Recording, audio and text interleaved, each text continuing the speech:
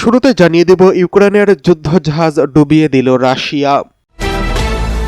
জানিয়ে দেব ইরানের উপর জাতিসংঘের নিষেধাজ্ঞা পুনর্বহালের পথে যুক্তরাজ্য, ফ্রান্স ও জার্মান। এরপরে রয়েছে বাংলাদেশ ও পাকিস্তানের ঘনিষ্ঠতায় ভয়ঙ্কর রকমের অস্বস্তিতে পড়েছে ভারত।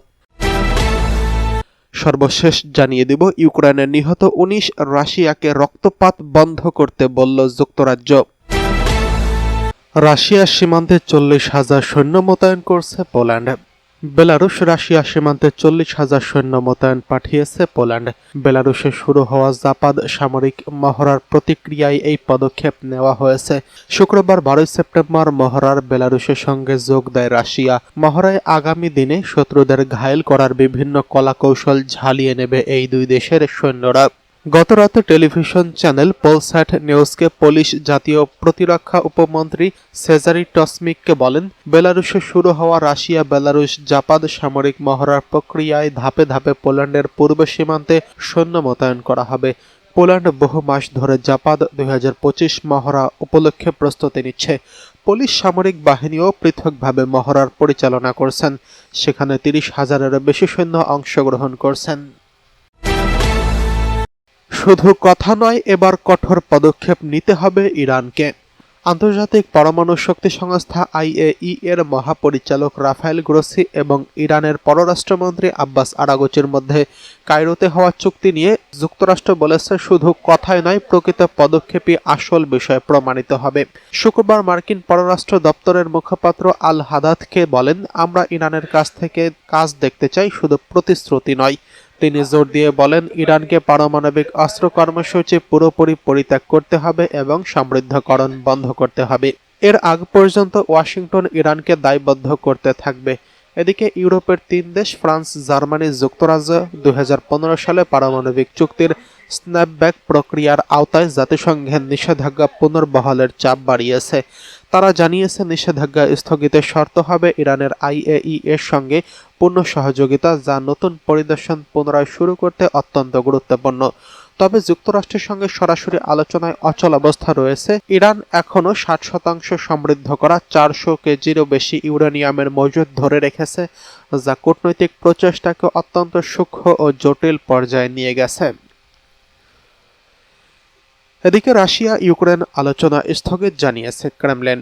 রাশিয়া ও ইউক্রেনের আলোচক দলগুলোর মধ্যে যোগাযোগ আপাতত স্থগিত রয়েছে বলে জানিয়েছে ক্রেমলিনের মুখপাত্র দিমিত্রি পেসকভ। শুক্রবার মস্কোয় এক সংবাদ সম্মেলনে তিনি জানিয়েছেন, আলোচনার জন্য স্থাপিত যোগাযোগ চ্যানেল কার্যকর থাকলেও বর্তমান সেগুলো ব্যবহার করা হচ্ছে না। চ্যানেলগুলো আছে, কাজ করছে। আমাদের আলোচকরা এগুলো ব্যবহার করার সুযোগ রাখেন, তবে এখন বলা সঠিক হবে আলোচনা বিরতিতে রয়েছে। গত মে মাস থেকে তুরস্কের ইস্তাম্বুলে ৩ দফা আলোচনায় দুই দেশে বন্দী বিনিময় এবং নিহত সৈন্যদের দেহ ফেরত দেওয়ার বিষয়ে চুক্তিতে পৌঁছেছিল। সর্বশেষ বৈঠকে বেসামরিক নাগরিক, যৌথ কর্মী দল এবং মানবিক যুদ্ধবিরতির প্রস্তাব আলোচনা হয়। পেসকভ বলেন, রাশিয়া সংলাপে বসতে সবসময় প্রস্তুত, তবে ইউরোপ এই প্রক্রিয়ার বাধা দিচ্ছে। রাশিয়ার পক্ষ থেকে শান্তিপূর্ণ সংলাপে ইচ্ছা অব্যাহত আছে, কিন্তু ইউরোপীয়রা তা ব্যাহত করছে, কিন্তু এটা গোপন কিছু নয়। তিনি সতর্ক করে দেন, আলোচনায় তাৎক্ষণিক ফল আশা করা উচিত নয়। এই প্রসঙ্গে তিনি মার্কিন প্রেসিডেন্ট ডোনাল্ড ট্রাম্পের কথা উল্লেখ করে বলেন, ট্রাম্পও প্রথমে দ্রুত সমাধানের আশা করলেও পরে অবস্থান পরিবর্তন করেছেন। রাশিয়া বেলারুশের যৌথ সামরিক মহড়া নিয়ে আন্তর্জাতিক ও ইউরোপের প্রতিক্রিয়া সম্পর্কে পেসকভ বলেন, এসব প্রতিক্রিয়া আবেগপ্রবণ। তার দাবি, আগে প্রতিবেশী দেশগুলো পর্যবেক্ষণ করার সুযোগ থাকত, কিন্তু পশ্চিমা ইউরোপের বৈরী অবস্থানের কারণে তা এখন সম্ভব হচ্ছে না। তিনি আরও বলেন, রাশিয়া কখনোই কোনো ইউরোপীয় দেশকে হুমকি দেয়নি, বরং ন্যাটো ধারাবাহিকভাবে আমাদের সীমান্তের দিকে এগিয়ে আসছে। ইউরোপীয় ন্যাটোর অংশ হয়ে শান্তি ও স্থিতিশীলতার পরিবর্তে মুখোমুখি অবস্থান সৃষ্টি করেছে। এদিকে শ্রীলঙ্কা, বাংলাদেশ, নেপালের মতো এবার ভারতের পশ্চিমবঙ্গে গণ অভ্যুত্থানের ডাক। নেপালের মতো ভারতের পশ্চিমবঙ্গেও গণ অভ্যুত্থানের ডাক দিয়েছে বিজেপির সাবেক সংসদ সদস্য অর্জুন সিং। শুক্রবার দেশটির গণমাধ্যম দ্য ইন্ডিয়ান এক্সপ্রেসের এক প্রতিবেদন থেকে এসব তথ্য জানা গেছে। বর্তমানে নেপালের টালমাটাল অবস্থা বিরাজ করছে। শ্রীলঙ্কা বাংলাদেশের পর জেনজিরা এবার আরেকটি গণ অভ্যুত্থান ঘটিয়েছে দেশটিতে। বিক্ষোভকারীরা মন্ত্রী এমপিদের বাসভবন, সরকারি বিভিন্ন স্থাপনা সহ সংসদ ভবন এলাকায় আগুন ধরিয়ে দিয়েছে। নেপালের কমিউনিস্ট প্রধানমন্ত্রী কেপি শর্মা ওলি পদত্যাগ করতে বাধ্য হয়েছেন। সরকারের প্রায় সব মন্ত্রীরাই দেশ ছেড়ে পালিয়েছেন, নয়তো আত্মগোপনে আছেন। ঠিক এরকমই আরেকটি গণ অভ্যুত্থানের কথা শোনা যাচ্ছে পশ্চিমবঙ্গে। এই ডাক দিয়েছেন রাজ্যটির বিরোধী দল বিজেপির সাবেক সংসদ সদস্য অর্জুন সিং। অর্জুন বলেন, নেপালের যুব সমাজ দুর্নীতির বিরুদ্ধে যেভাবে রুখে দাঁড়িয়েছে তা বড় এক উদাহরণ। বাংলার তরুণ তরুণীদের সেই সাহস দেখানো উচিত, এমনই গণ অভ্যুত্থান প্রয়োজন। তার এই মন্তব্য ঘিরে এখন ব্যাপক তোলপাড় চলছে পশ্চিমবঙ্গে। অভিযোগ উঠেছে, অর্জুন সিং উস্কানিমূলক বক্তব্য দিয়ে রাজ্যে হিংসা ছড়ানোর চেষ্টা করেছেন এবং মুখ্যমন্ত্রী মমতা ব্যানার্জিকে হত্যার হুমকিও দিয়েছেন। ইরানের ক্ষতিগ্রস্ত স্থাপনার নিচে এখনও পারমাণবিক উপাদান রয়েছে, জানিয়েছে আব্বাস আরাঘচি।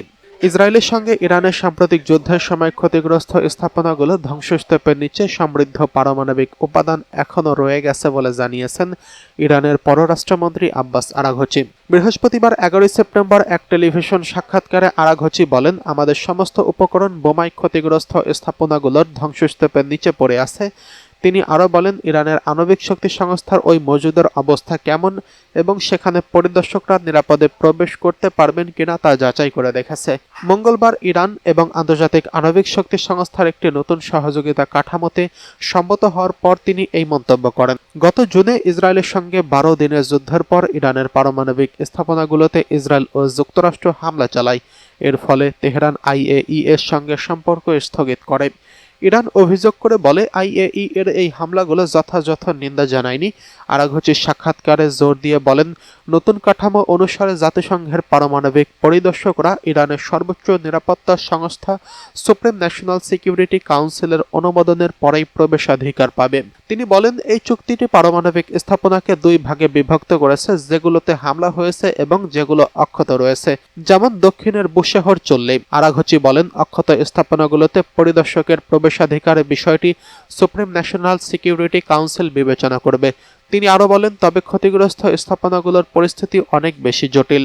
ক্ষতিগ্রস্ত স্থানগুলোর কথা উল্লেখ করে তিনি বলেন, আপাতত কোনো পদক্ষেপ নেওয়া হচ্ছে না যতক্ষণ না ইরান পরিবেশগত এবং নিরাপত্তা সংক্রান্ত উদ্বেগ দূর করতে প্রয়োজনীয় ব্যবস্থা না নেয়। এদিকে ফের ফিলিস্তিন রাষ্ট্রের বিরোধিতা করছেন বেঞ্জামিন নেতানিয়াহু। দখলদার ইসরায়েলের প্রধানমন্ত্রী বেঞ্জামিন নেতানিয়াহু পশ্চিম তীরে নতুন বসতি সম্প্রসারণের পরিকল্পনার অগ্রগতি আনুষ্ঠানিক ঘোষণা দিয়েছেন। বৃহস্পতিবার তিনি একটি চুক্তি স্বাক্ষর করেছেন, যার ফলে দখলকৃত পশ্চিম তীরকে দ্বিখণ্ডিত করে ৩,৪০০টি নতুন ইসরায়েলি বসতি নির্মাণ কার্যক্রম শুরু করা হবে। এক অনুষ্ঠানে নেতানিয়াহু বলেন, আমরা আমাদের প্রতিশ্রুতি পূরণ করতে যাচ্ছি। কোনো ফিলিস্তিনি রাষ্ট্র হবে না, এই জমি আমাদের। আমরা এই শহরের জনসংখ্যা দ্বিগুণ করতে যাচ্ছি। এই পরিকল্পনার আওতায় এমন একটি করিডর তৈরি করা হবে যা পূর্ব জেরুজালেমকে পশ্চিম তীরের বড় অংশ থেকে বিচ্ছিন্ন করে দেবে। এর ফলে পশ্চিম তীরে হাজারো ইসরায়েলি বসতির মধ্যে সংযোগ স্থাপন সহজ হবে, অথচ ফিলিস্তিনিদের অভ্যন্তরীণ চলাচল মারাত্মকভাবে ব্যাহত হবে। উল্লেখ্য, 1967 সালে আরব ইসরায়েল যুদ্ধে ইসরায়েল পশ্চিম তীর এবং পূর্ব জেরুজালেম দখল করে নেয়। তখন থেকে ওইসব এলাকায় গড়ে ওঠা ইসরায়েলি বসতিগুলো আন্তর্জাতিক আইনের চোখে অবৈধ হিসেবে বিবেচিত হচ্ছে। এমনকি জাতিসংঘ সহ বহু আন্তর্জাতিক সংস্থা এবং অধিকাংশ দেশ এই বসতিগুলোর বৈধতা স্বীকার করে না।